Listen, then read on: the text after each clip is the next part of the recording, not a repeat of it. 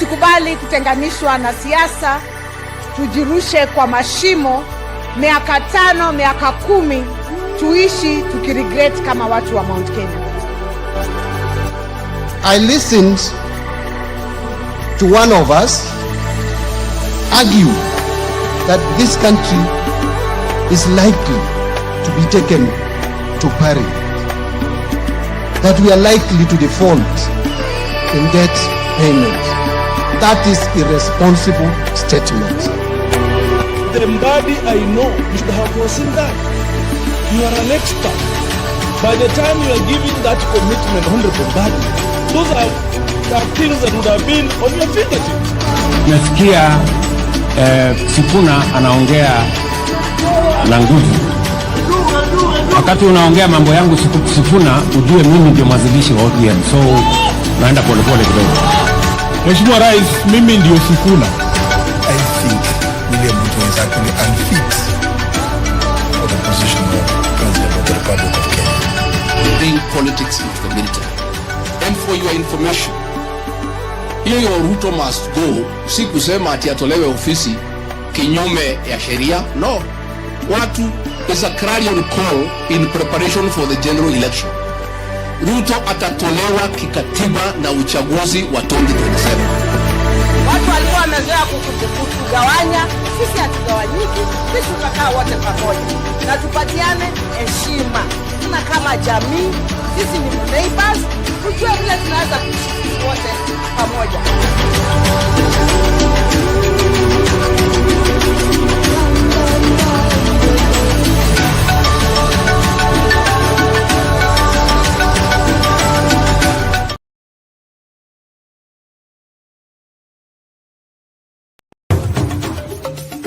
Tunaingia vijijini, mijini na hata jijini kukuletea taarifa mchana kutwa. Usiku tunaketi kitako, tunadadavua tukichanganua taarifa na makala muhimu yanayokuhusu wewe na familia yako. Ungana na Bernard Ngozi kwenye Open Forum Political Show kuanzia saa 4 usiku hadi dakika zake kila siku ya wiki kwenye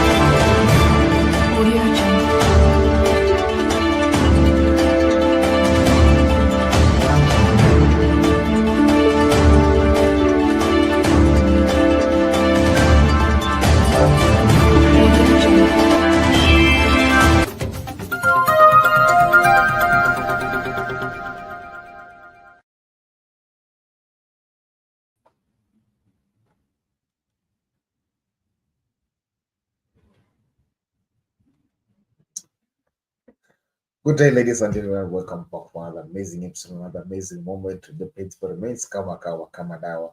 I'll be your host, it is, and be driving you for the next amazing few hours that we'll be together here and having a conversation most from our politics side on our side of whereby we'll be checking what's happening in our nation. So please, I want to welcome you. Feel free and feel part and parcel of this as we are talking up together, Sound Candid Talk in general.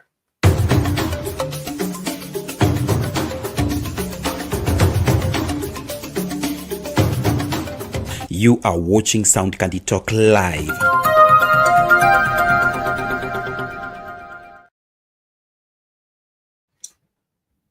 Welcome back. First, I'll take you by the briefings and the headlines of the day, whereby we'll be checking about the sort of the new election pop, and we'll check also the story of the missing and what Gen Z do that, and also want to be checking more details that we'll be checking out on the story of the MP Ong'ondo for what happened, and also we say sorry, and we say may he so rest in peace, and we say also the family, may God give you confidence as they are mourning right now. So we have a lot to have conversation on, and we have a lot to have converse to it. Team TikTok, I really appreciate you for those who are still joining on Team TikTok.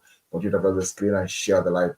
Also, Team Facebook, I really appreciate you. Team YouTube, Sound Candy Talk Live. Today we are live on Sound Candy Talk Live Facebook. We are live on Sound Candy Talk YouTube, and also live on our TikTok page and And I thank you for those who are still joining up.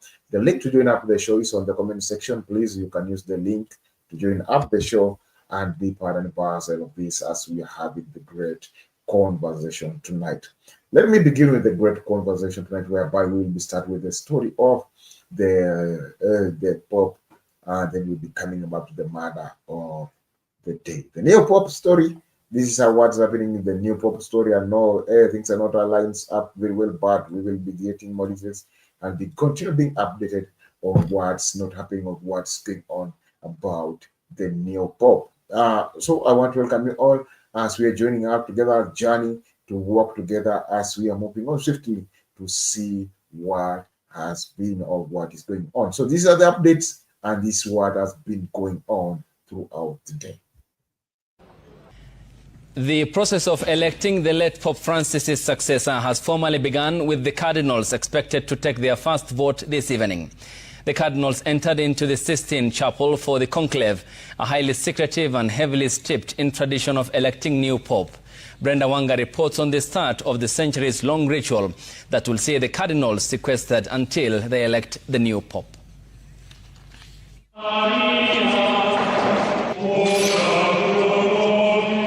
After nearly a week of meetings at the Vatican, the 133 princes of the church, or cardinals, as they are more known, have entered the Sistine Chapel for the monumental task of electing the man on whose shoulders the responsibility of shepherding the 2,000-year-old and 1.4 billion people strong church will rest. The cardinals, all aged under 80 and drawn from 70 countries across the globe, left the Casa Santa Maria, where they have been living since the passing of Pope Francis, for the conclave held in the magnificent Sistine Chapel for the election of the 267th Pontiff. Prior to the move to isolation, the cardinals, in their red and purple vestments, had attended Mass at the St. Peter's Basilica, where the Dean of Cardinals led them. Petrus Cardinalum Kojo Texan. The cardinals, sworn to secrecy, alongside all Vatican staff assisting them, from cooks and cleaners to drivers and medics, will not communicate with the outside world until they choose the new Pope. A look inside the Sistine Chapel revealed that preparations for that vote had been completed by Tuesday. Under the ceiling frescoes, the cardinals will vote as many as 4 times a day until they get the man who will lead the church into its next phase. With each vote, the collective gaze of those gathered in the St. Peter's Square and those monitoring globally will be focused on the chimney for the telltale black or white smoke signaling the outcome of each vote. If a vote fails to produce a 2/3 majority, the ballots will be collected, and 2 stalls have been installed in the chapel, one for burning the votes and one for burning the special blends of chemical to produce either the black or white smoke. Although the race to succeed Pope Francis is seen as wide open, a few names have emerged as possible papabile. Amongst them, Robert Sarah of Guinea and Fridolin Ambongo of Congo. The influence of Pope Francis is, however, expected to play out in the election. Of the 133 cardinals eligible to vote, 103 are Pope Francis's appointees. Once the Pope is elected, he will move into the Room of Tears, or the Crying Room, where he will change into his papal cassock and one of the 3 robes in different sizes before appearing on the balcony of St. Peter's Basilica as Pope for the first time. The voting process is expected to conclude between 15 to 20 days of the first day of voting. No Pope has ever been elected on the first day of voting. Brenda Wanga, Citizen TV. And what's on the update of the Popes, of what is going on between the story and what's being raised up by the story of the Pope. So I want to know, we will be getting more details. We'll be getting more information from the Fed and from our collectors on the data on the Fed. As we leave that, I want to come for the discussion of the day, and I would like to be able to join up with you as we are having the conversation tonight. So the number of people are watching still low. Invite somebody to watch with. and also continue sharing your opinions. Don't continue voting for the poll question. The poll question today is simple and it's on point. Do you feel safe in Kenya with the rising crisis of abduction? That's the poll question today. We are just saying simple as that. Do you feel safe in Kenya with the rising crisis of abduction? Just give me your options. The answer are there, and I will be able to be checking out the number of votes. And also, as you vote, also remember to like the video as we are continuing on swiftly and we are moving on swiftly. I don't have much to say, but let us go to the direct conversation, whereby we have seen there's a lot of things that have been happening, whereby one of the things that have been happening is the story of all the death of the MP Ong'ondo, and which was said that it was set up by his bodyguard and his driver, and also which has brought up the standstill, whereby they have asked everyone who is doing such a job, where you are a bodyguard or you are a driver, to submit your document to see that if you are qualified for you doing such a just work, and what is your assurance for your work as you driver or as what you do as a bodyguard. So that's also one of the things that have been raising up throughout the day. Let us check out this report, and then you'll give me your conclusion and your contribution towards it.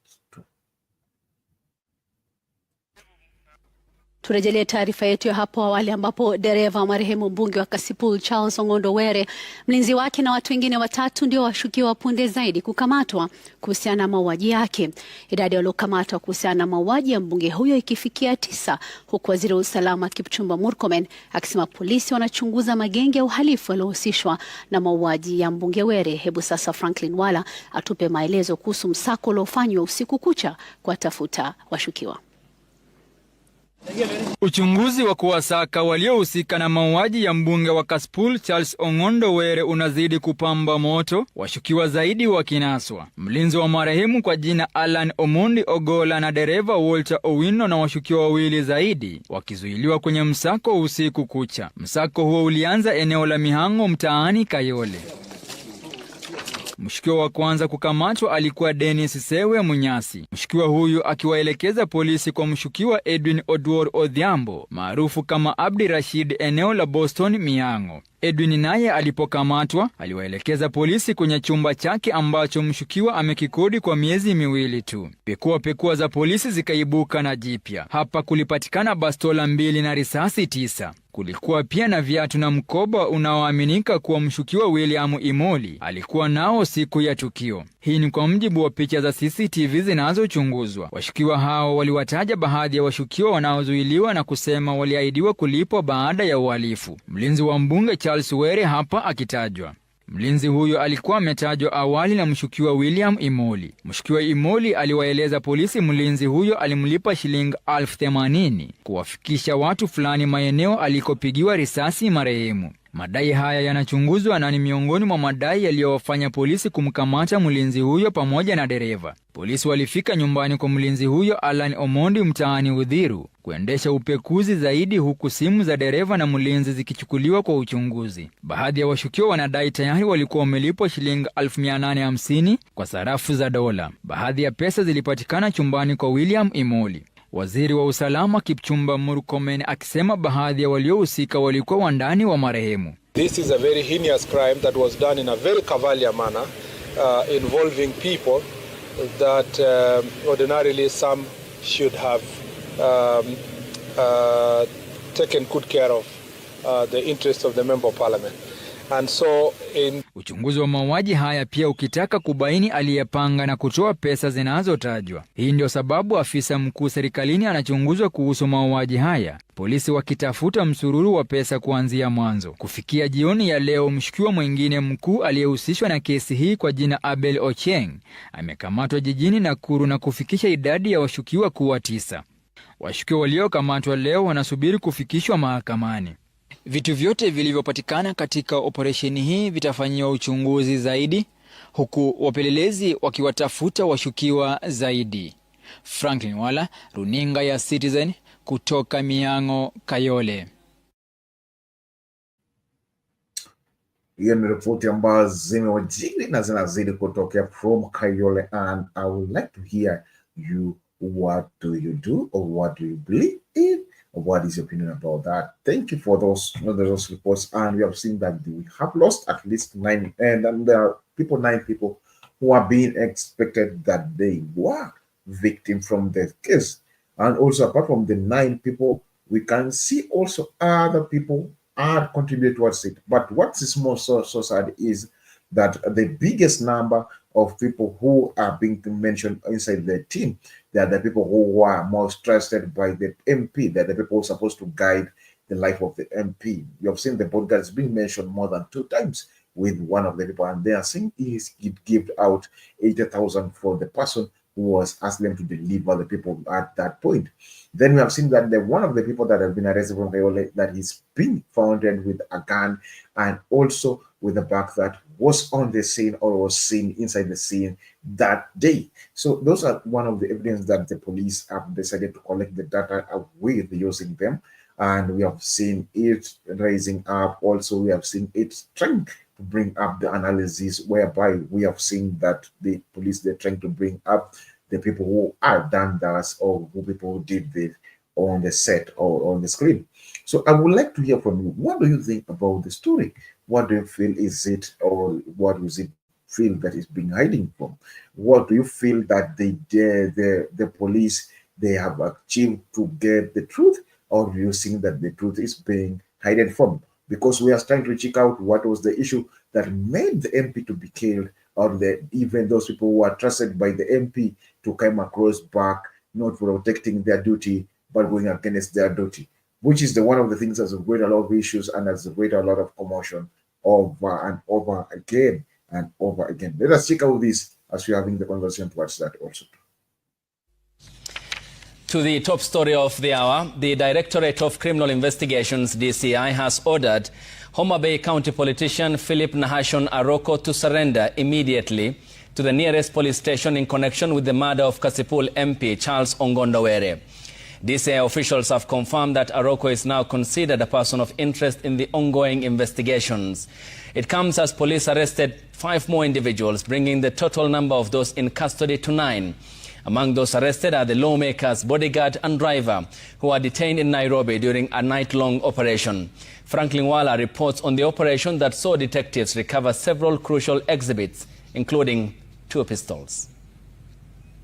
It was a high-stakes sting operation, one that unfolded under the cover of darkness as detectives burned the midnight oil to crack the bizarre and brutal murder of Kasipul MP Honorable Charles Ong'ondo Were. In a shocking twist, the MP's own bodyguard, Alan Omondi Ogola, and his driver, Walter Owino, are now in custody, the latest suspects to be netted in the expanding investigation. The operation began in Mihango, Kayole, where officers moved in swiftly on Dennis Sewe Munyasi, arresting him as he unsuspectingly went about his business on Tuesday night. Under intense questioning, Munyasi led investigators to another key suspect, Edwin Odor Odhiambo, known by the alias Abdi Rashid.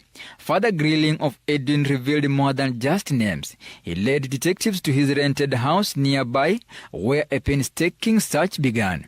And there, hidden beneath a cabinet, officers uncovered 2 pistols and 9 rounds of ammunition. Ballistics experts now believe one of the recovered weapons could be the very firearm used in the deadly shootout that ended Honorable Were's life. Investigators also recovered a pair of shoes and a small bag, believed to have been used by the suspects to conceal and carry the firearm used in the deadly shooting. Items were reportedly seen in CCTV footage captured on the fateful day. It is Edwin and Dennis who reportedly revealed to police that the murder was part of a well-coordinated plan.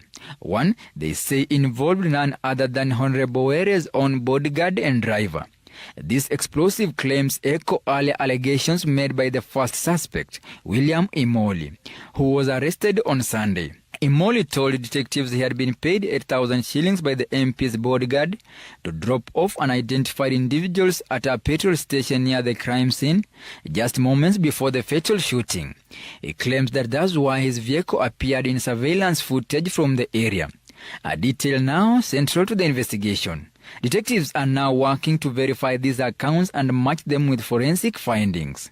In light of these developments, the arrest of the MP's bodyguard and driver became inevitable as the probe enters a critical phase. Following the arrest, investigators proceeded to the bodyguard's residence in Uthiru, where a search was carried out in pursuit of additional evidence. As the net tightened, detectives also confiscated mobile phones belonging to both the bodyguard and the driver for forensic analysis, hoping to trace financial transactions that could link them directly to the suspected killers. One of the suspects, William Imoli, had earlier alleged he received a down payment of 850,000 shillings, a claim partially substantiated after police recovered part of the money from his home. Investigators are now expanding their probe with a financial analysis, targeting all potential suspects believed to be part of the criminal network responsible for the cold-blooded execution of Honorable Were. On Wednesday evening, detectives made another breakthrough, arresting a suspect identified as Abel Ocheng in Nakuru, bringing the total number of individuals in custody to 9. 5 of the suspects arrested on Wednesday are set to be presented in court on Thursday, while police continue to cast their net wider, with Homa Bay County now in their sights for further possible arrests. Crucial exhibits recovered in the aftermath of this operation will be subjected to forensic analysis, even as detectives pursue more suspects. Franklin Wala, Citizen TV, from Kayole. This is what is cooking on, this is what's going on and on and on. I would like to hear from you. I'd like to hear your opinions too on the comment section, and maybe hi to our comment section people. I see on the comment section we have Esther Star saying good evening everyone, good evening Bernard and all of you. Thank you Esther for joining up. Team TikTok, thank you. Let me say hi to Team TikTok guy. Okay, Team TikTok, there are many. Team TikTok, there are many, but let me try it a little bit. Let me try it a little bit, and go will be fine. I see Abdul Abraham saying saying thank you. I see Faye K Bet, thank you. I see Elizabeth Musani, thank you. Hey, I see nani mwingine tena. Invent Europe, thank you. Hey, names zako kwa hizi TikTok members mko na majina. Hey, Shiro, thank you. Shiro, thank you. Shiro, thank you. I see Just, thank you. I see Shiro again. I see Mark Cabral, thank you. I see Riai, thank you. Also I see Sha, thank you, Sha. I see Kamau. Kamau, thank you for joining. I see D, thank you for joining. I see hey, Sandy Nash, hey, thank you. I see Eminix, thank you. I also see Shengel, thank you. I also see Devi, thank you. I see Awando Victor, thank you. I see Slides. Nani mwingine tena amejiunga. I see Zolo. Also kuna nani anajiita foolish. Anajiita foolish. I see fast, thank you. I see Moruyu. Moruyu, thank you. I see Shohaila. Anajiita Islam, thank you. Nani mwingine anajiona kuna Gatura, thank you. Joseph, thank you for Mama. Abiga. I say Culture 52. Thank you for I see also Kaliche, followed by Mamake Joy. Thank you, Mamake Joy. I see also another nani Ibrahim Haji. Thank you, Mrs. Wanjira. Thank you. I see Don Kendi Kenamdu. Also, once again, I see, I think, those are, let me finalize with these ones.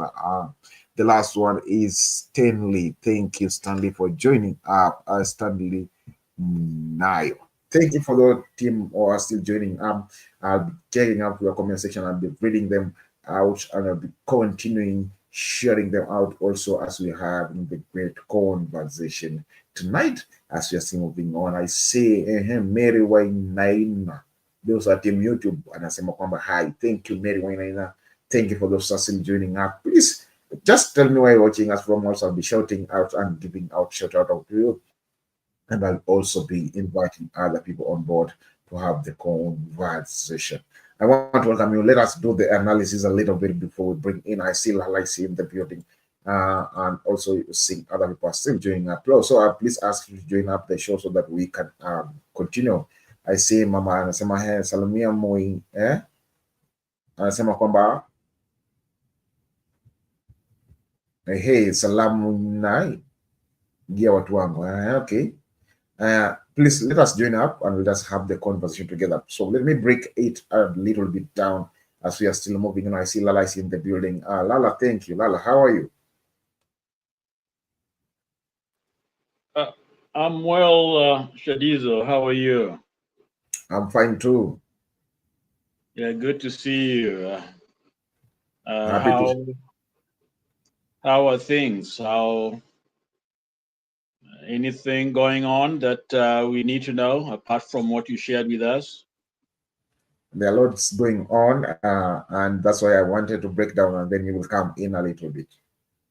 Okay, let me kind of wait and hear what you got to say. But I just saw a clip of that investigation, and I just want to say that so far we see some key players supposedly. We are not sure, because a lot of times we start from what is closest when it comes to investigation. So of course they had to check on, they must investigate the driver, the bodyguard, and others. It starts there because those are the closest. Then you go methodically to look at other areas, other people, other conduits, to the crime. So so far, let's wait. Let's not make judgments, and let's wait for this investigation. It's known that murders like this can be pinned on somebody who never did it, just because of some things that have happened, whether the man's own past, so they're trying to connect it there, or the bodyguard or anybody else around. But let's wait and see. And hopefully they will do a good job, a thorough job to help us understand what really happened. So I'll stay waiting. Let's hear from what you have there. And I'll be willing to step back and share, discuss some of the today's news on that trending today. Okay, back to you. Thank you, Lala. Thank you, Lala. And you're welcome. You're so much welcome. Please, I invite other people also joining up as we are continuing smoothly and having the conversation today. I have some a little bit analysis of the investigation that has been highlighted out with the one on board out of the DCI. We have seen the first part of the story whereby we have seen just they mentioned about the highlights and what has been going on, what happened.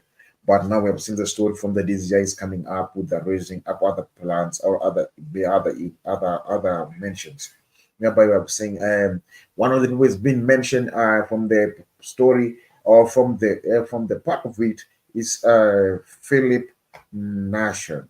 Philip we have seen in being mentioned over it, and we have seen today Philip came up on board and he defended himself, saying that he wanted me to come up and address it.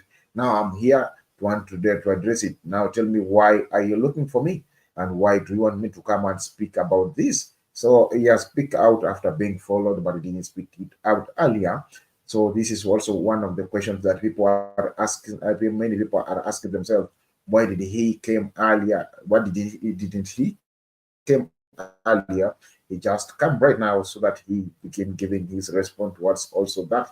Those are also one of the questions that people have been asking themselves about this story, whereby they wanted him to come out, and now he's saying that, and now I'm out.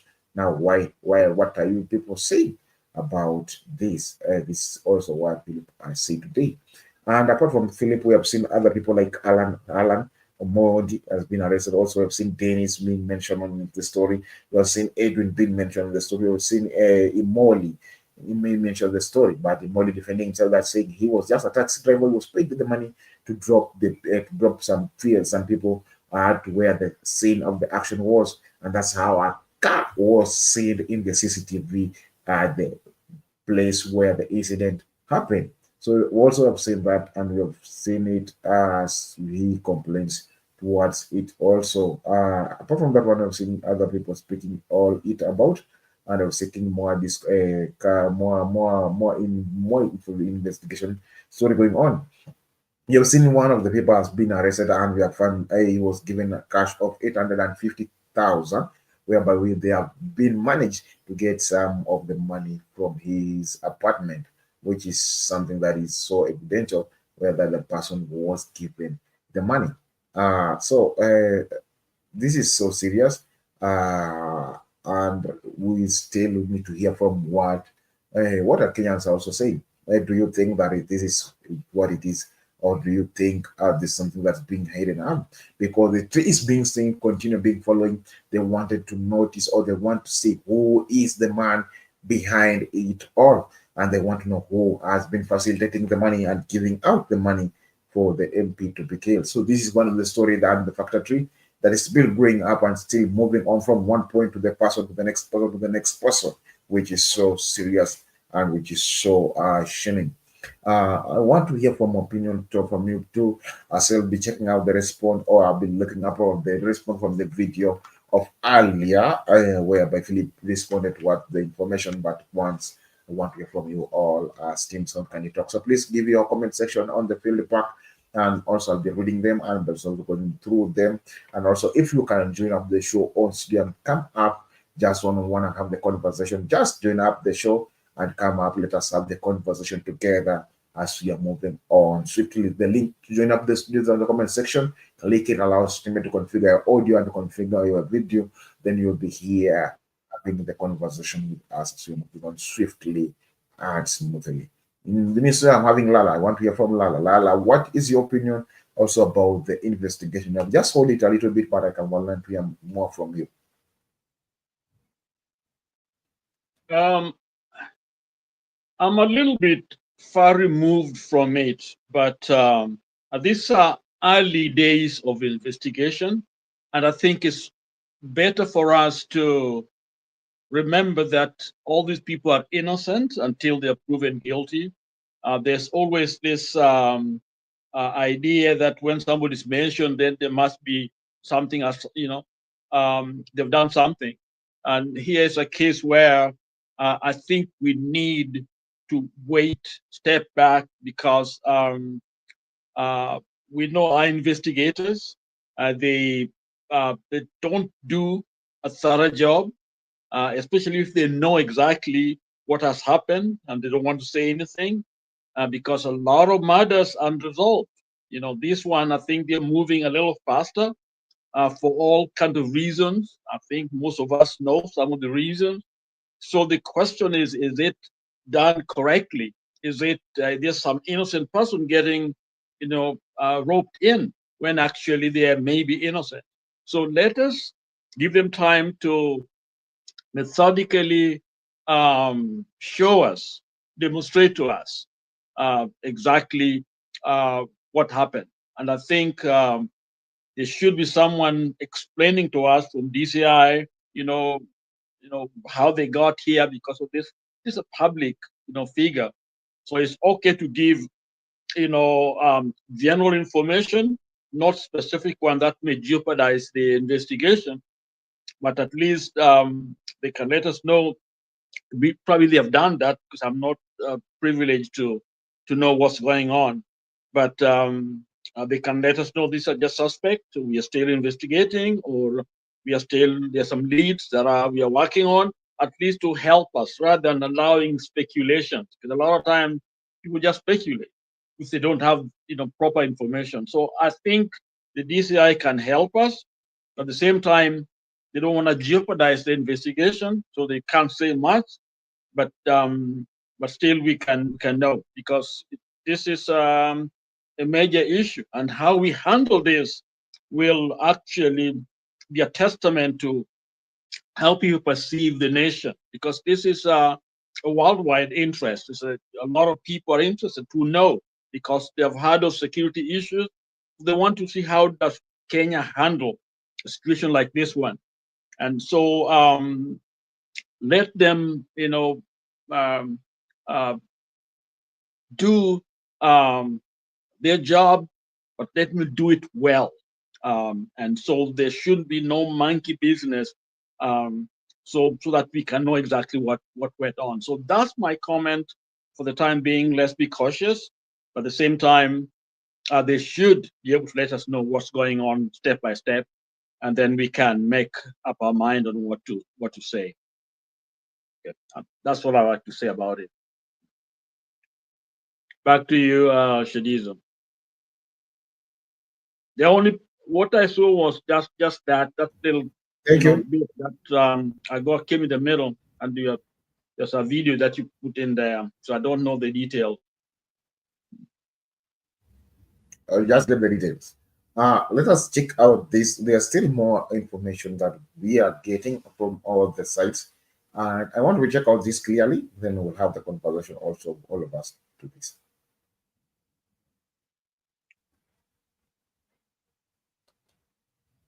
Well, yeah. Are you there? Yes, I'm there. Just a minute.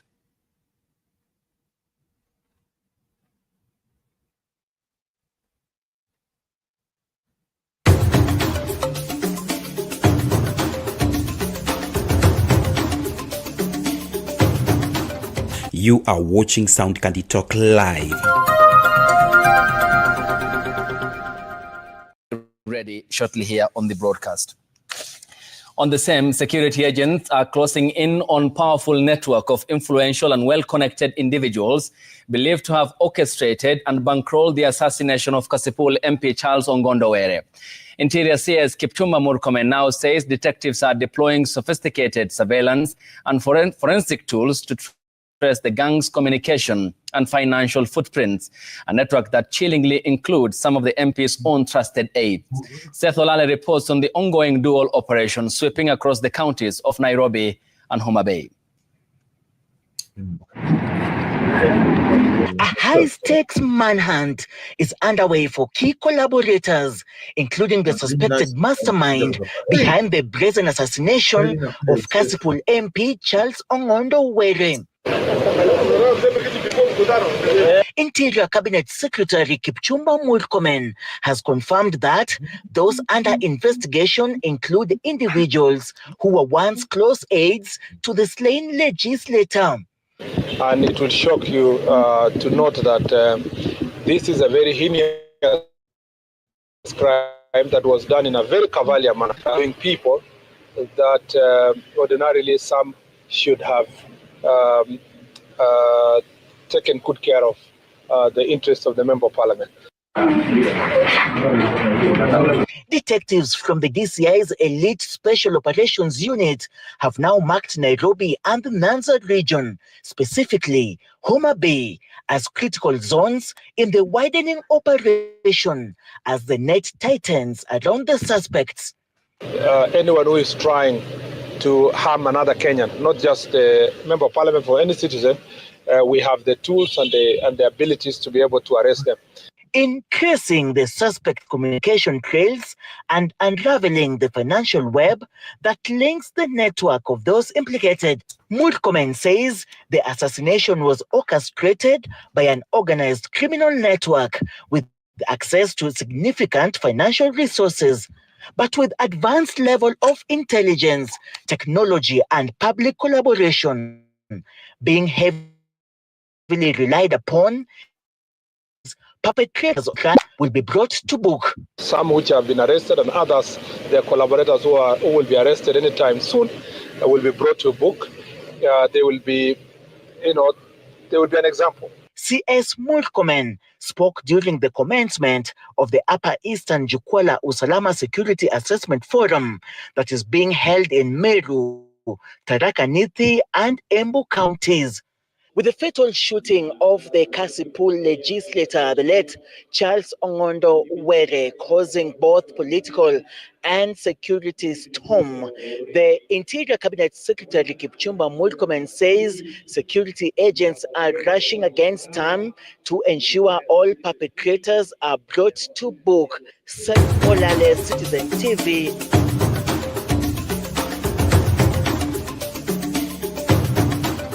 You are watching Sound Candy Talk live.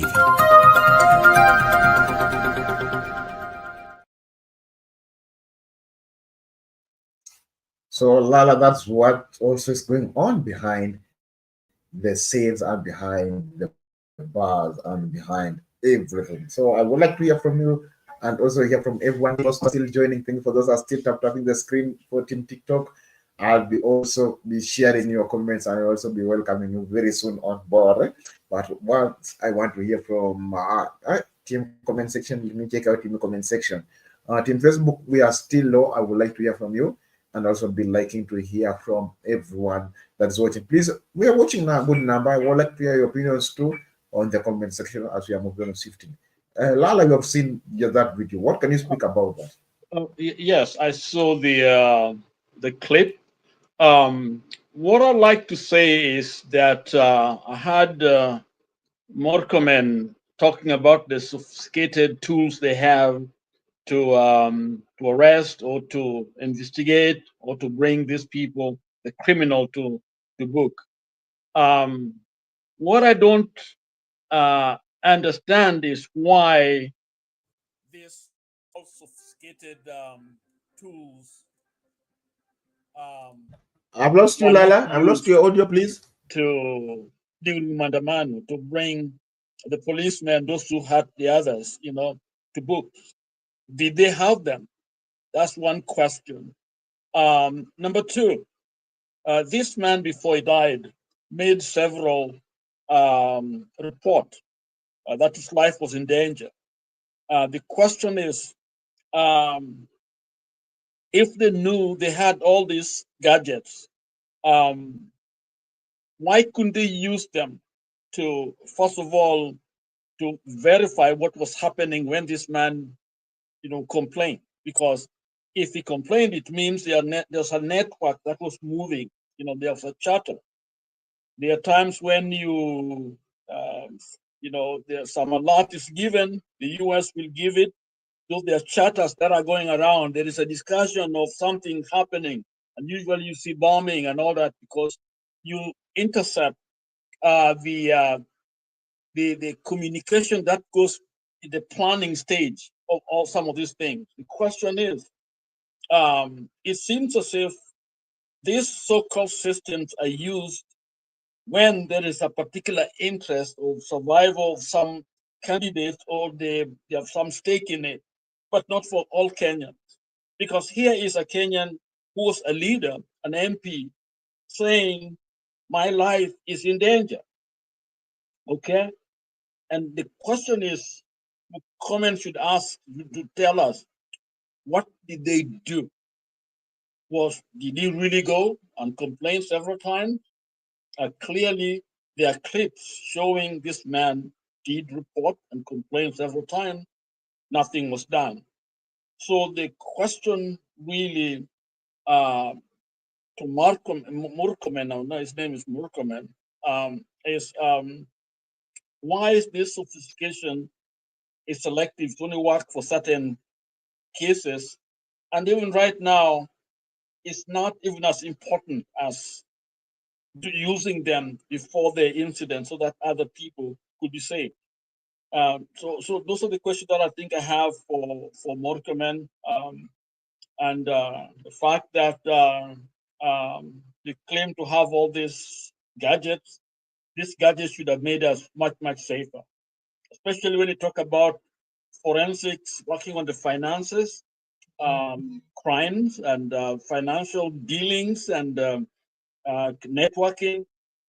Usually, intelligence work is now around that system, and with that, you can know a lot of things that are going on. We can intercept all kinds of crime in our country.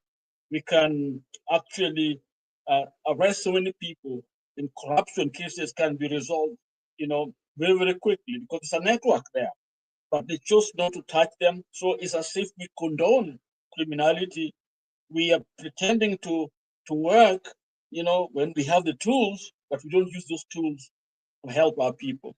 Hapo ndio shida kabisa kuko nao, kwa sababu hizi kusema mitambo hatumiki kulinda wananchi. Na huyu jamaa alikuwa mjumbe, lakini akaenda kufanya complaint. And from what I know, from what I've been told, from what I'm listening to, nothing was ever done. Back to you, Chadizo.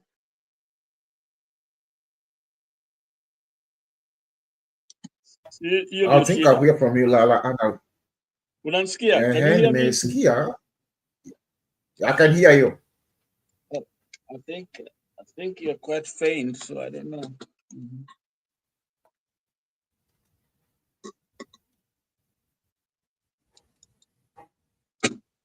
I can hear you, Lala.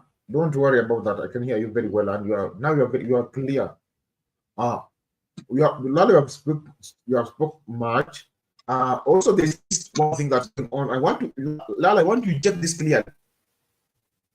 Today, I'm having a lot of updates that I'll be briefing you people because you are my people and I love you so much.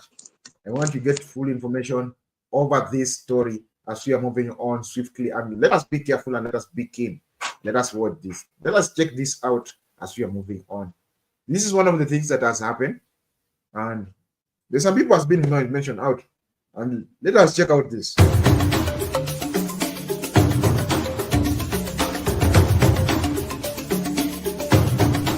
Unatazama Sound Candy Talk Live.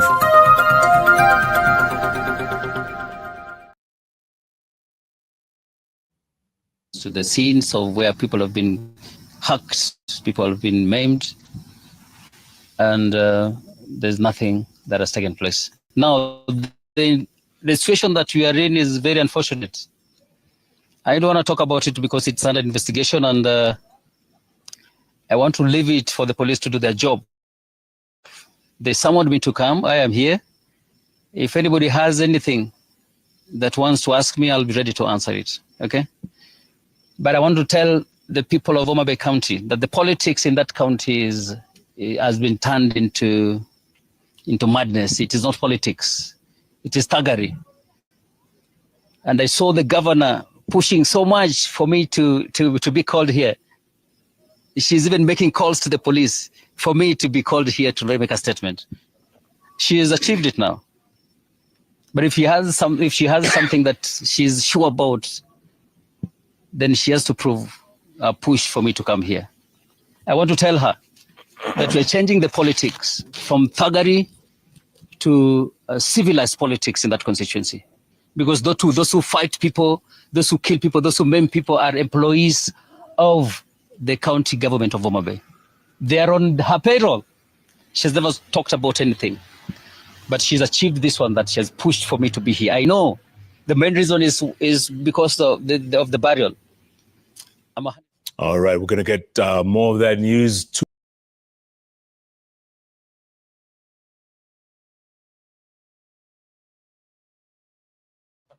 Lala, you have heard that? Umeona hiyo? Or this is the new one?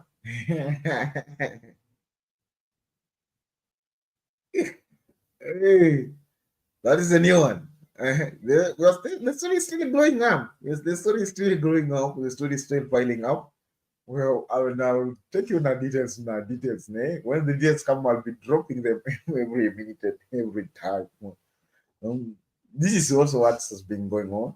That he has been also arrested, being accused to be part and parcel of that. He has been accused and been accused of being part and parcel of that system. And then they're saying that the politics in Homa Bay has been with another take, another leak, another something that is new. It's not adding up so clearly after being arrested. Why did he come earlier when he was mentioned to come and address it? And he waited until the last minute after being asked to come and address, so that after being arrested, so that he has come out to speak it out. I want to hear opinions too. Let us check it out and hear from the Kenyans themselves. Yes, Lala. Shadizo, I didn't get your last point. What did you say? Who came out to speak? Who was arrested? I thought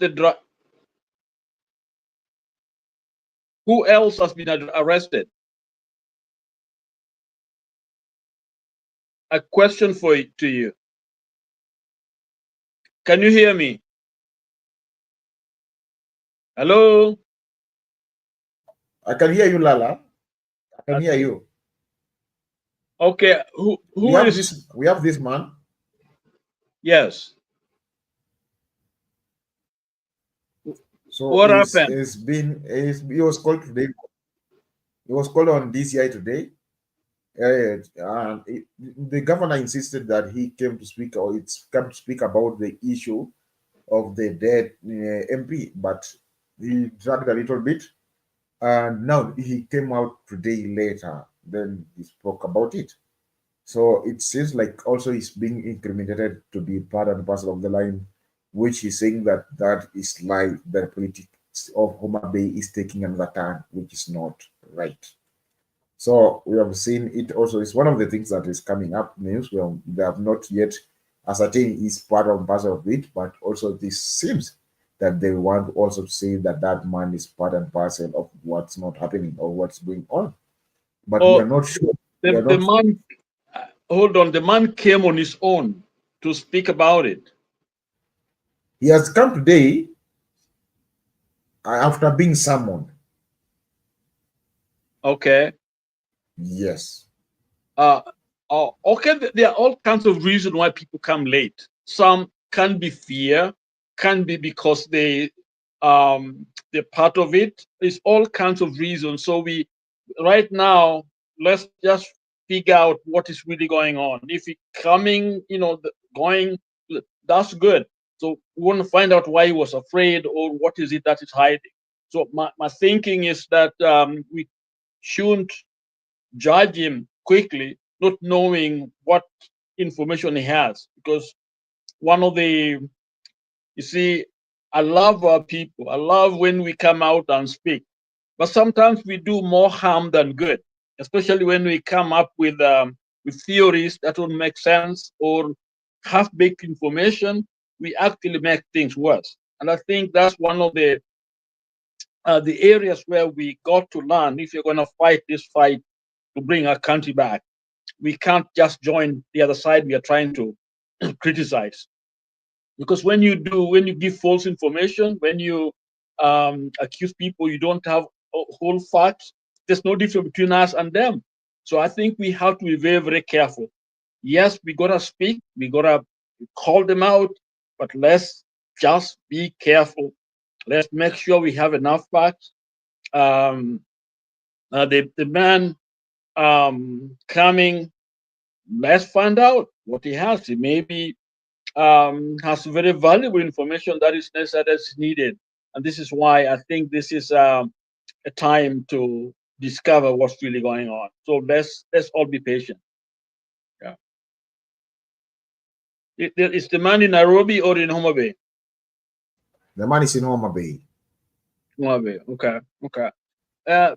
It's bad because we do know that Homa Bay has had, all kinds of issues, certain constituencies, and I think these are things that need to be investigated. Do they have external connection, to undermine certain leadership or to do certain things? Where the finances coming from to give and distribute? Okay, who is involved here, involved there? You see, if you have a good system, it saves everyone. Okay, it can vindicate somebody who's falsely accused, and also it can point to the criminal himself, criminal. Because I've known people. I'll give you an example. We had a wonderful gentleman, from Vihiga area. Okay, he was here in the U.S. He finished his MBA. He stayed here. And actually, when he was coming to Kenya, he came from my house. And we escorted him because of he had to leave very quickly. When he got to Kenya, he got a job in one of those good places. And he told me that, Abel, when I went to that office, there were no files. Okay? Things, when people were just being paid, he didn't know how things were being done. So he wasn't it as a personal officer. So he took time to organize the office.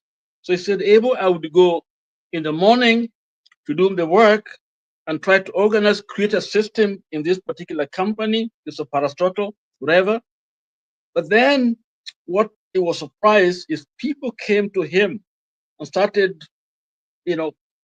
accusing him of things like he's trying to undermine them. Why is he going to work early? Is he up to something? Is he trying to make them look bad because he's doing all this? So the fact that he was doing a good job gave him actually a very bad name. And all he did was to help his country. Of course, he had to leave that place.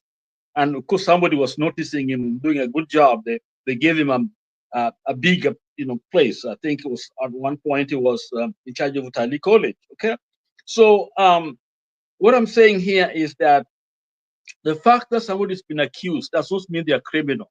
They may be the one trying to help, but we come from a culture where everybody is a suspect. All politicians are thieves. All managers, all Kikuyus are this, all Luyas are this. So we cannot generalize things to the point where we are hurting ourselves.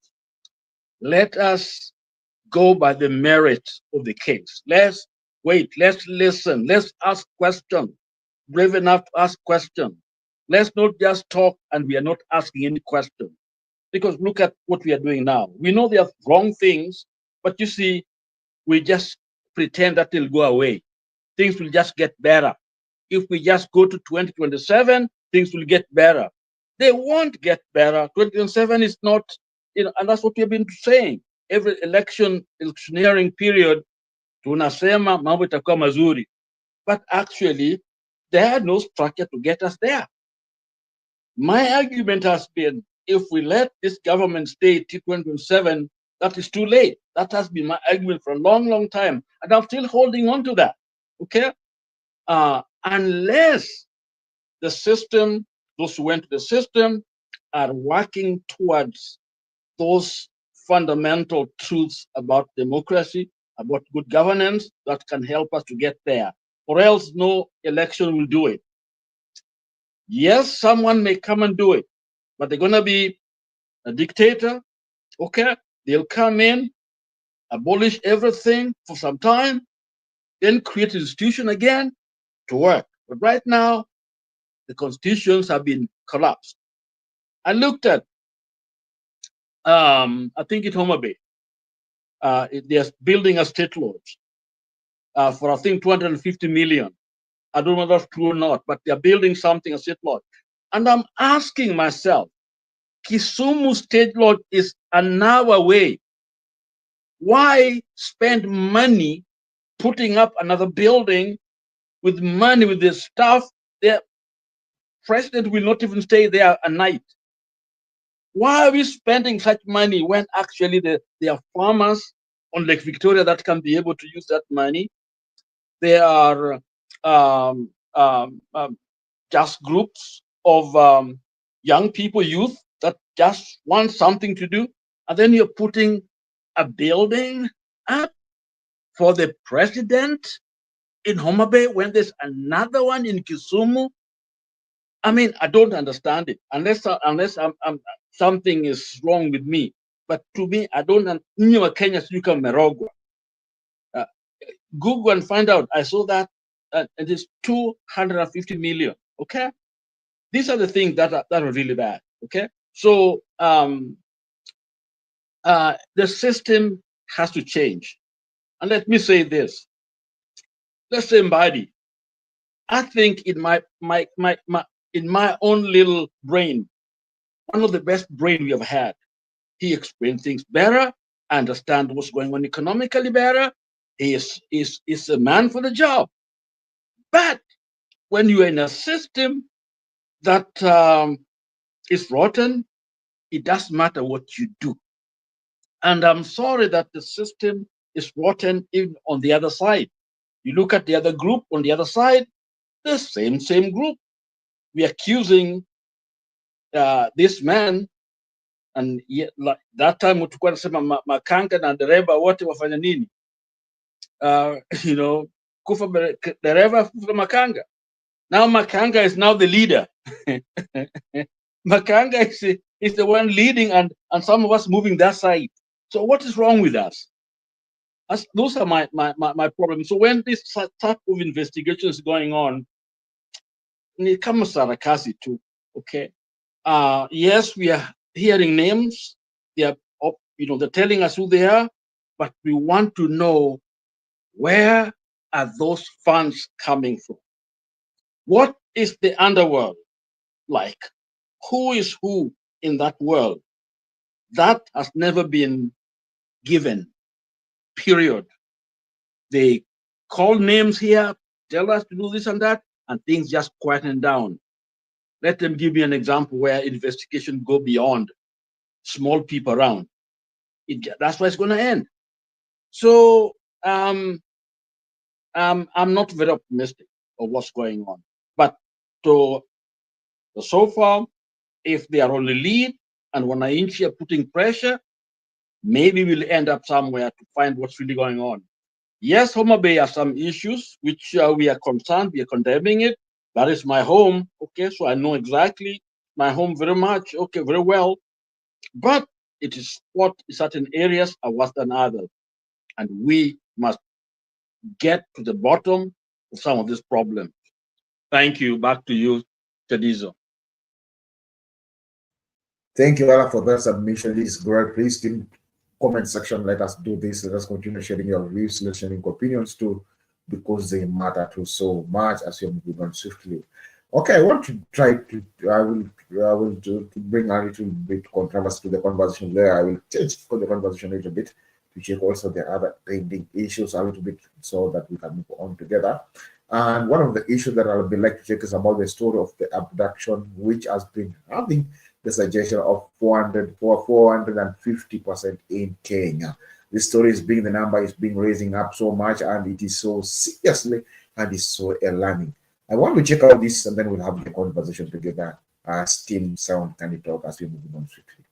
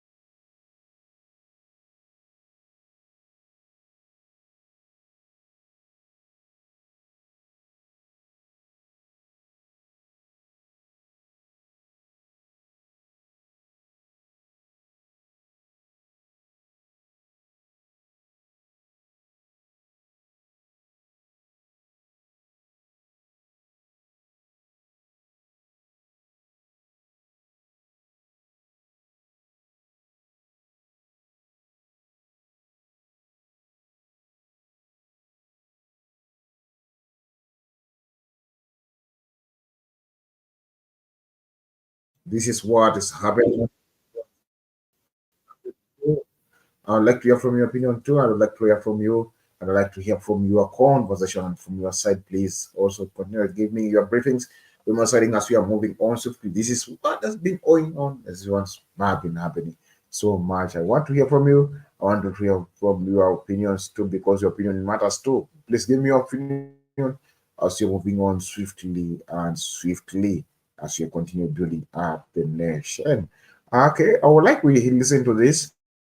The Gen Zs on the board having the conversation as we are moving on swiftly, and then we will come up with a design that we will see what is adding up for it, because this is what the Gen Zs have decided to speak it out clearly.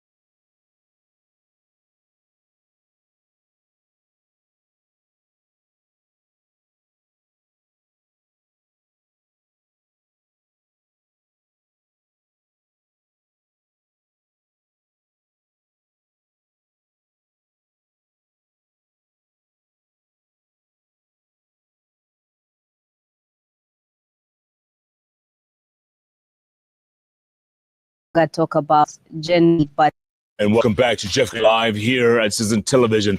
We're going to go straight to DCI headquarters, where a person of interest has been told to show up related to the death of Kasipul Member of Parliament Charles Ong'ondo Were.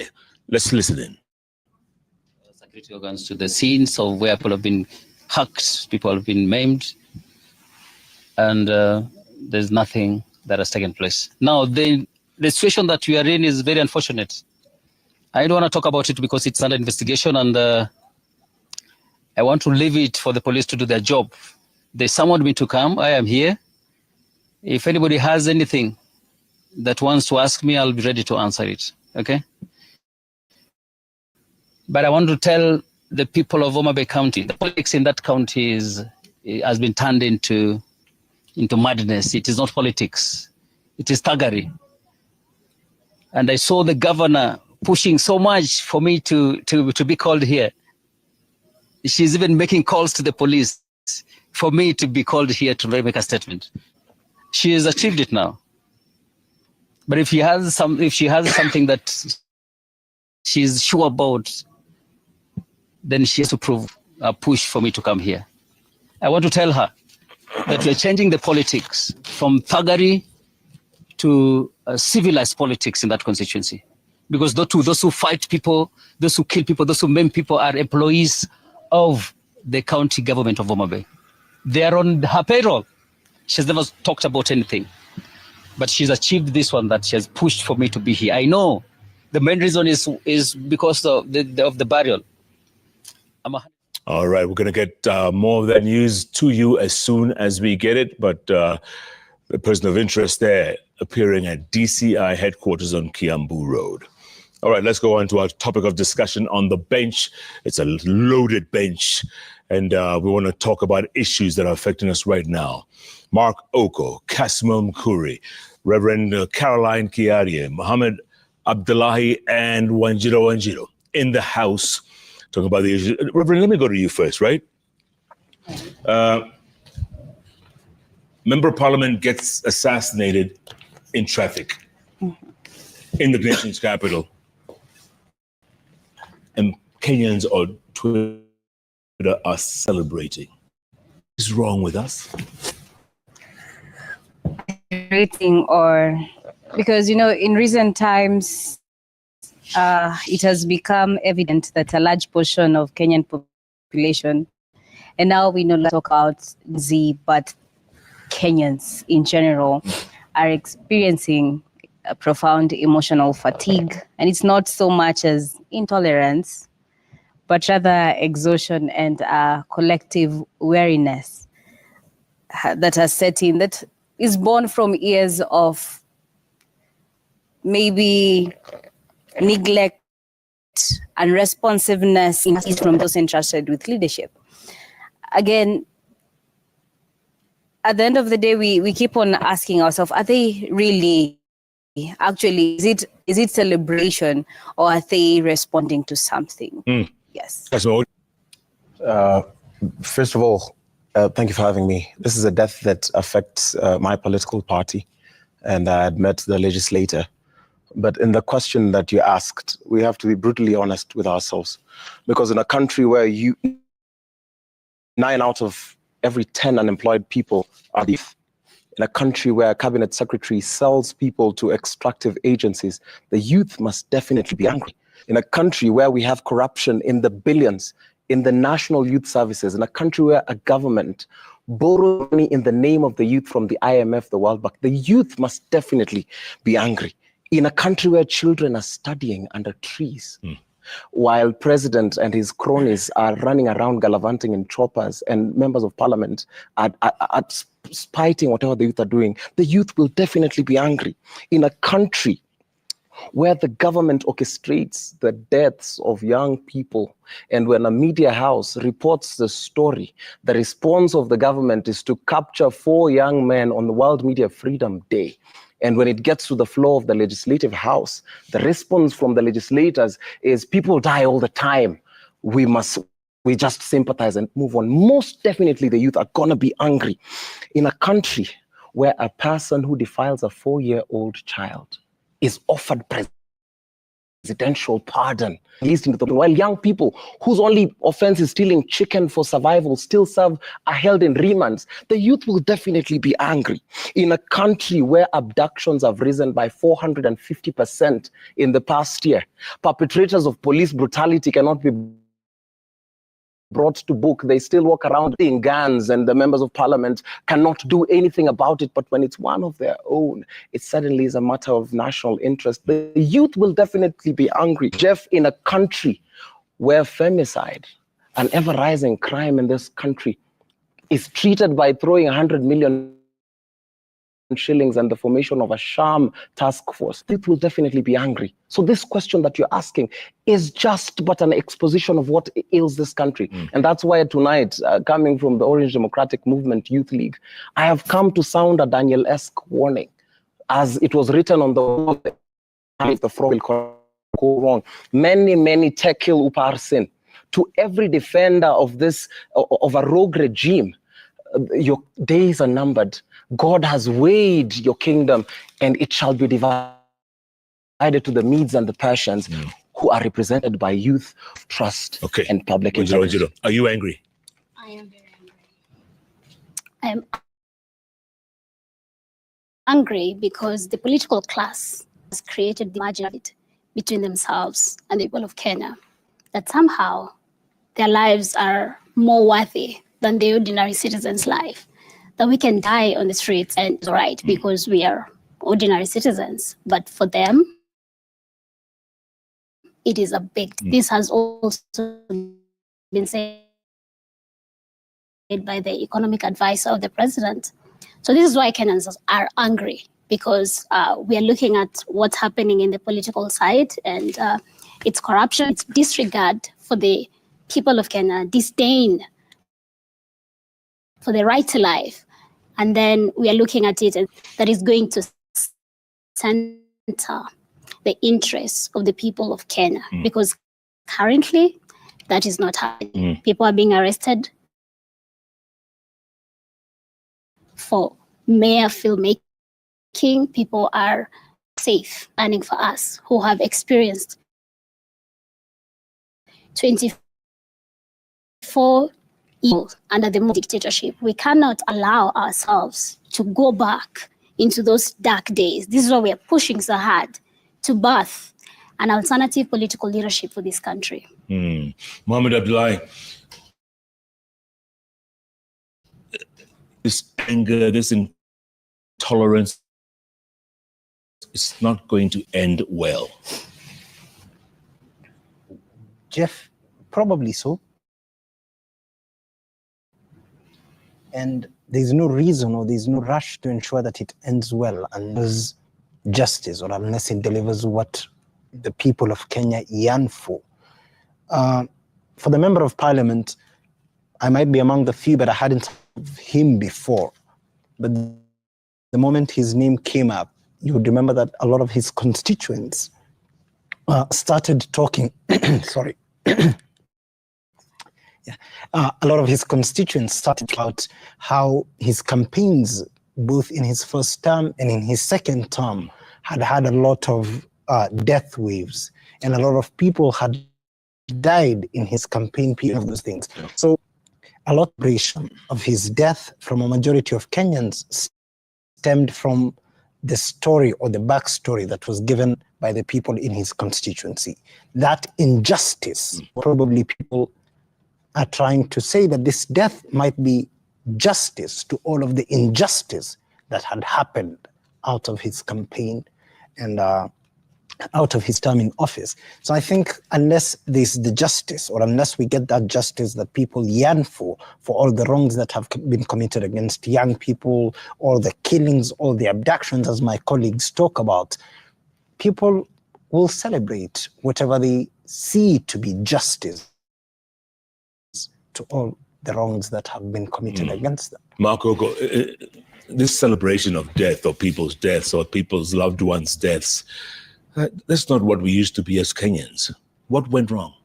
Thank you, Jeff, for having me here today. I think I'll answer this thing in three contexts. One, there is the literal context of what happened, and particularly tied to the Were's issue.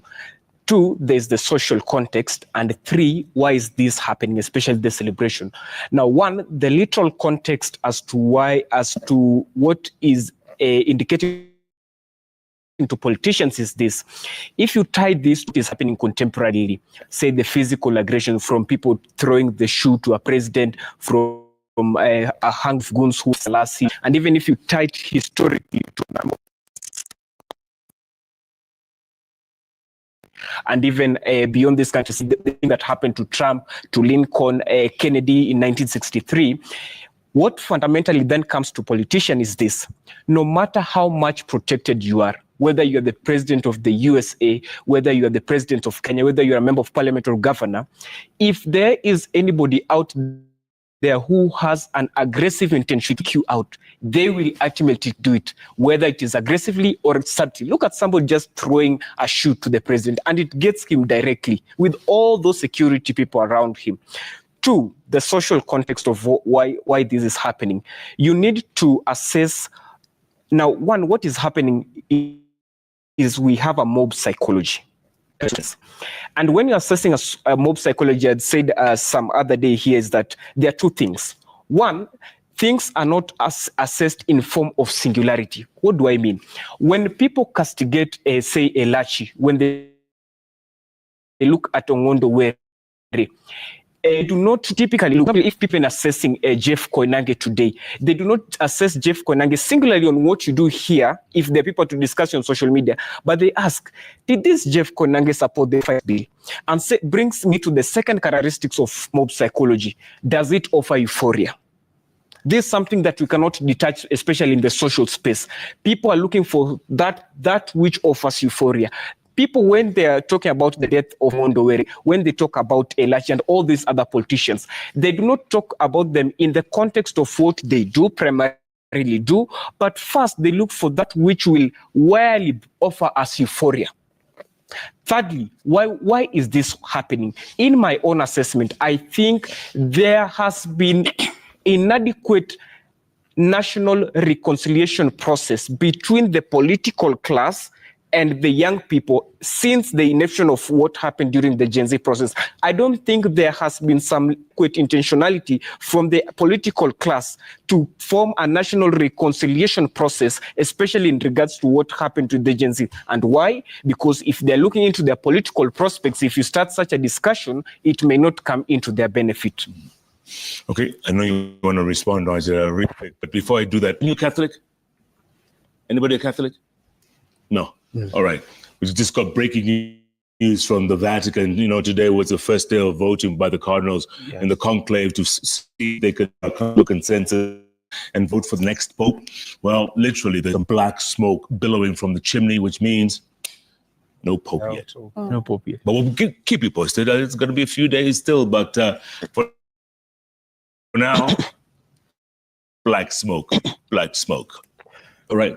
Let's continue the conversation. Yeah, Oh, is that it? There's black smoke? It means there's no verdict. There's no two-thirds majority. Two-thirds majority stuff out of 133. Woo. Crazy. All right. Well, should we return to our conversation? What do you say? There's a lot of black smoke on the screen. Wednesday, you want to respond? Yeah, I'd like to respond to that because I do not think it is euphoria. I think people are genuinely angry. For example, from the social justice movement, we've been documenting cases of people who are being killed by police for the last decade. And then we watch Blood Parliament, and it is the forces that are shooting young people of this country. Anybody would be angry at that. And then we do not have the security organs of the country, the Internal Affairs Unit, IPOA, ODPP, they are not giving us confidence that they're going to resolve this matter. Today we were launching the Missing Voices report. 104 cases of people who have been killed since June last year. 104 cases. And over the years, you'll see that we've been having a lot more killings. So we are not having a euphoria. We are actually angry. And this is informed by our lived reality, by the poverty, by the corruption, by what is happening in the political space, that we the people are looking at this and feeling like, where is this country heading? Yeah. Reverend Carol, you heard that. Where is this country heading? Do we need divine intervention? We definitely need God at every point of our lives, whether we're mountains and things are so good for us, and in the valley, we still need God. However, what we are witnessing are not just protests. We are emotionally coping now where we have gotten, and the Kenyan public is no longer shocked by tragedy, scandal, or impunity. Instead, there is a normalization of loss, a numbness towards both grief and governance. It not only like slides to just grief, but also governance, but also it also comes from, I think for me, it's a form of mirroring. Whatever they say is what now what the Kenyan people are saying. And we see that there's a double standard when I think it's the baby report came out first, and there was a member of parliament who said, people die every day, we sympathize and we move on. And when one of them is killed, which we actually do condemn killing, and then the Kenyan people mirror back what they said. We sympathize, yes, but we move on. Then it becomes a very huge problem for them. And also they're showcasing double standard. And the question is even the question right? Is this question for both the Kenyan people and the government? Are we just used to grief and governance? Because if the response of a whole member of parliament in a house is we sympathize and move on, then there are so many questionable things.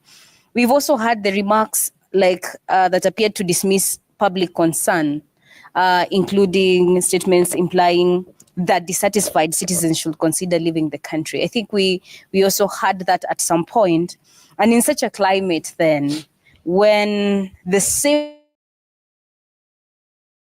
public does not express empathy at certain losses of our leaders, it should not be hastily judged as intolerance or we are being indisciplined because we have had that too. Rather, it should be understood as the consequence of alienation and a broken heart. Our people, the Kenyan people, are hurting and they're bleeding and they are coping the best way they can. And I don't think it's right when you slap someone and then they scream. It is not proper for you to tell them, I don't like the way you scream. Allow them to scream the way they want to scream. I don't understand how you slap us and then you tell us, I don't like the tone of your screaming. Kindly tone it down. And so it is very important for us to let us just be divine intervention, yes, but also even our value systems, becoming a good human being and a proper Kenyan citizen should become a paramount thing for each and every one of us. Where is patriotism? Not just for the Kenyan people, but where is the patriotism of our leaders? For me, I think leadership is giving up self for the service of others. But I think our leaders see that leadership is a moment for me to get richer, is a moment for me now to shine and do whatever I wanted to do because now I am above the law. However, we still need a lot of redefining of what leadership is, what our ethos is as a country. Our systems, our value systems also need to be evaluated because there's some things that we are doing that do not actually reflect our stand as Kenyans, our stand as human beings. And so I think that is where the Kenyan people are coming from. And it's no longer a youth agenda. It is now a Kenyan agenda. And so we should look at it from that point. Where are we coming from first? For us to change the future, it is important for us to let not just the reaction that these people are reacting this way, but what were the actions that influenced this? Yes, it might be wrong on how they have reacted, but what really? Let us be very objective on how we are looking at matters as a country so that we don't diagnose ourselves or rather treat symptoms instead of treating the actual disease. Casimir, I saw you shaking your head and nodding your head at the same time. What are your thoughts? I agree with everything that the Right Reverend has said, because we are at a time where we need to reflect as a as a country. And we're suffering a point where demagogues are just consistently pushing down really problematic narratives to try and sow perceived seeds of division amongst the populace. And the sooner we realize this, the better. We've gotten to the point where evidential reasoning is out of the window. Scientific proof means nothing, where people will bring out data and show you this is what is happening, and the reaction of the political class will be there are three kinds of lies: lies, damned lies, and statistics. They do not believe in that. And we're at a point, at a brink, where we have a very specific call as the youth of this nation to save our country. It seems as though democracy, which is based on shared truth, is slowly on the wane, and autocracy, which is based on shared lies, is rising and on the march. And as young people, I have to say that as exciting as it might be, and I speak as a person who might have bought into such ideology, proximity to power does not mean that you wield it. And it does not mean that because this person is in civil societies and civil societies are suffering today, and I am in a political party that seems agreeable to the government of the day, that when a bullet pierces through the flesh of a young person, it hurts less because they come from the ODM, that it hurts more because they come from a social justice movement. We are at a point where if we do not come to the realization, and this is specifically to us who are in the established systems and political parties, if we do not come to the realization that the nation is much bigger and better than all of us, we're at the brink of collapse. And we should not pave way for the shared lies of the autocracy to overshadow the shared truths of the democracy that we enjoy in our beautiful country. Absolutely. Good point. Guys, I want you to listen to a soundbite by National Assembly Speaker Moses Wetangula. This is what he had to say. Just take a listen. As a family, you have lost. Don't pay any attention to the filth and nonsense on social media. Kenyans have become very callous. Kenyans have become very heartless. Kenyans have become people who is difficult to describe. Our friend has died in very tragic circumstances to hands of criminals. Because anybody who can pull a trigger on another is nothing but a criminal. One, I encourage all of us, whoever has any information that can help, and as an institution of parliament, we'll play our part to see that any can make to bring those criminals to book, we will. Number two, I encourage all of you members, what has happened to Ong'ondo Were can happen to any one of you. So tighten your security, be conscious of your security, don't fear to live in fear. Mohammed Abdullahi, Kenyans are callous, Kenyans are heartless. Your thoughts? Start with Mohammed. Shocked, shocked at the very least, Jeff. Probably that's a better description of the political class. I do not think that is a description of Kenyans. The Speaker of Parliament says Kenyans have become people who are hard to describe. The political class has become a group that is very easy to describe, and I'll describe them. He has overseen a parliament that is captured by the executive. He oversees a parliament that is not alive to the interest of the people. He oversaw a parliament that on June 25th, when millions of young people were right outside parliament protesting against the finance bill that went ahead to pass a finance bill that was to introduce tax measures which were going to hurt Kenyans, while Kenyans right outside of parliament kept telling them that this is not what we want.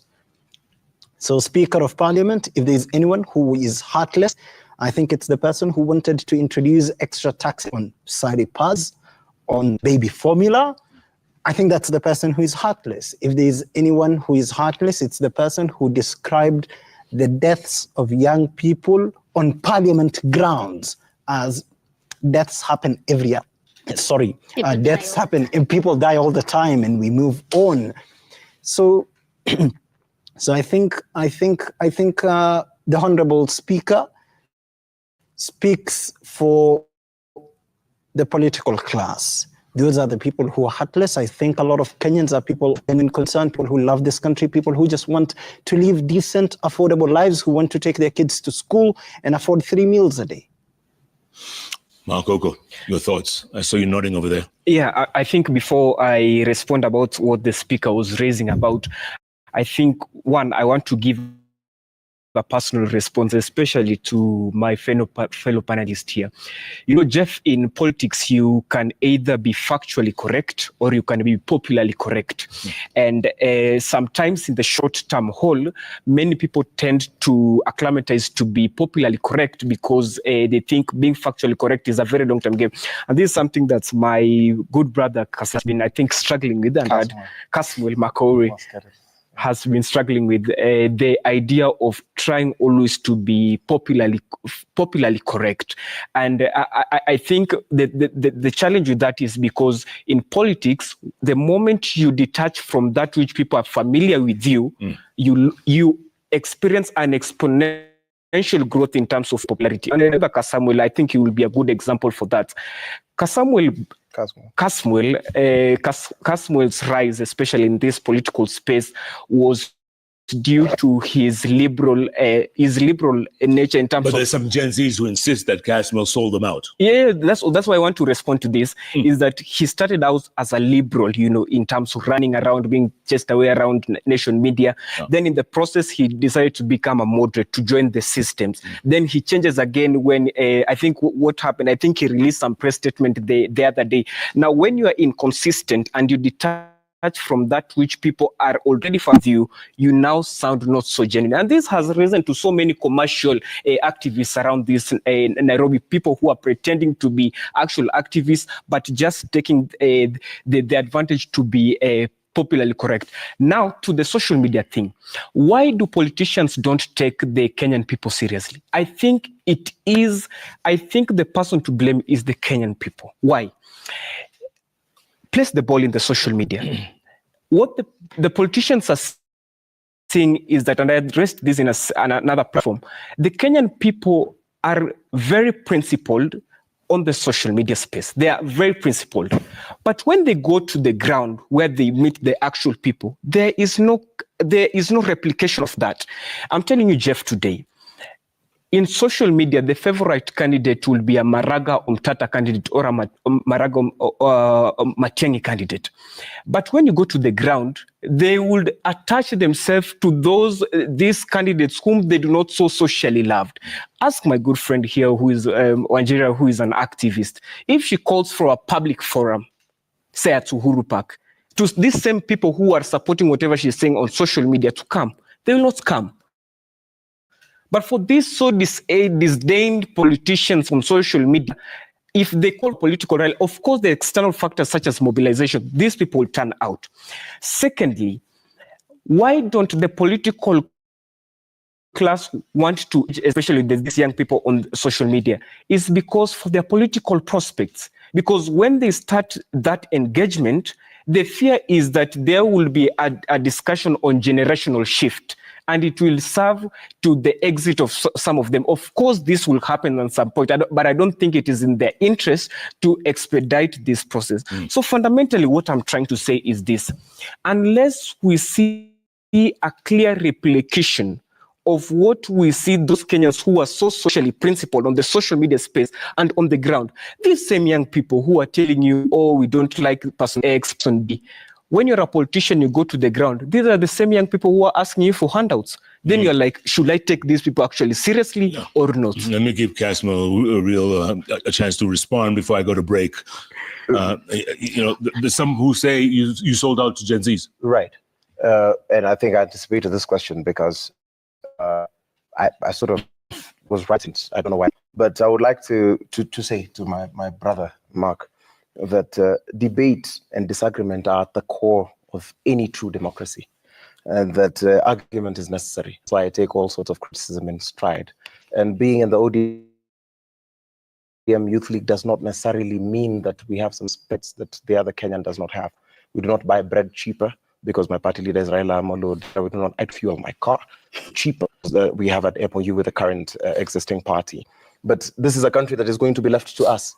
And as in a situation where such contradictions abound, because the contradictions abound everywhere, we must tend towards what is just and what is right. If this government does something that is right, I will give it my best credits. But it also deserves my opprobrium as a youth leader when it does something wrong, when it is serving its own interest. I must be able to criticize it. And center leftist, I would say that, and the communists will understand this, that Chairman Mao advises that where contradictions are found within the Communist Party, the way you sort out the contradictions is through criticism and self-criticism. And even within this movement, the contradictions that abound are many, and they will be sorted out through criticism and self-criticism. That feedback that you're telling me that some are saying was sold out is criticism that I've tried to fight it, but at some point you have to sit down and ask yourself, where does greater good tend towards? And that serves the function of self-criticism. So for me, where it stands, I have no gain or loss by being criticized. But it would be a far troubling thing or a far troubling thought if I have the chance, just for the sake of cheap popularity, which I have earned and lost and earned again in certain circles. If for popularity, as the hymn writer wants to every man and nation, there comes a moment to decide. If I do not decide to do that, which is right. Hold on, stand by. I saw you. Last time you were on this show, you did say Caswell sold you guys out. You said he was a traitor. You still believe that? I think Caswell has finally realized that it is not as rosy as it looked on that other side. But I don't want to make this show about Caswell. I want to speak about Wetangula's speech, the Speaker of the National Anthem, the National Parliament. And I want to very much agree with you. I think that was very articulate that it is us who are wondering how it is that the political class have become so heartless, so callous, so disconnected with our reality as the people of Kenya. I want to tell the Speaker that the people of Kenya are absolutely patriotic. It was millions of Kenyans that came to say, we are standing up for Kenya today, to say we are in the name of a finance bill that is going to make our lives even more difficult. So the people have remained the same. It is our politicians that we are wondering, where is your patriotism? Where is your sense of country? Because your money is not enough. You need Kenya to remain intact. So we have been disciplined in protecting the sovereignty of the Kenyan people. I also want to say that your point about it is the people of Kenya to blame. I don't think the people are to blame. I think we need to intensify our organizing. I think we need to continue teaching each other about the need to create alternative ways of doing politics in our country, because that has got to be birthed. And it has got to be birthed at this particular political season, where we are seeing traditionally we have had tribal-based political parties. This has not brought any meaningful change to our country. The Jubilee parties, the TNAs, the ODM, they have been ethnic organizings. And now we're growing up as a generation and we're realizing, wait a minute, when we need social services, it is not our tribe that dictates the quality of the services that we get. So what do we need to do? We need to organize differently as the people of Kenya, as a generation, that my identity is first a Kenyan identity before it is any other identity. And that is why we need to build political parties that are loaded with ideologies of social justice, human rights, and the rule of law. And then we can progress, because the people are the motive force of history. And at this particular time, the motive force of history is saying we are tribeless and we are leaderless and partyless, which is something we are also criticizing. We're saying we need to be organized, we need to do this, so that we advance this course that we have been on for a while now. So it's just history pushing through traditional ways of doing politics that have not yielded any real results for the people of Kenya. Good point, all of you. I want to take a break, come back, talk about it. Next month will be 1 year since June 25th demonstrations. 1 year. Before that, have we achieved anything? Have we, as in Gen Z, have we achieved anything? Or is it just, crash and burn? And there's 2 more years to go to the next election, guys. So like you said, there's not much time to prepare. Who says so? Uh-oh. Uh-oh. You think it might not be 2 years? I'm just asking who's saying. I love it. I love it. Young people, folks, they speak their minds without fear of contradiction. That's what we're talking about today. Gen Z's in the house. Keep tweeting at Koinange Jeff, at Citizen TV Kenya. The hashtag is JK Live. JK Live takes a break. We'll be back in a moment.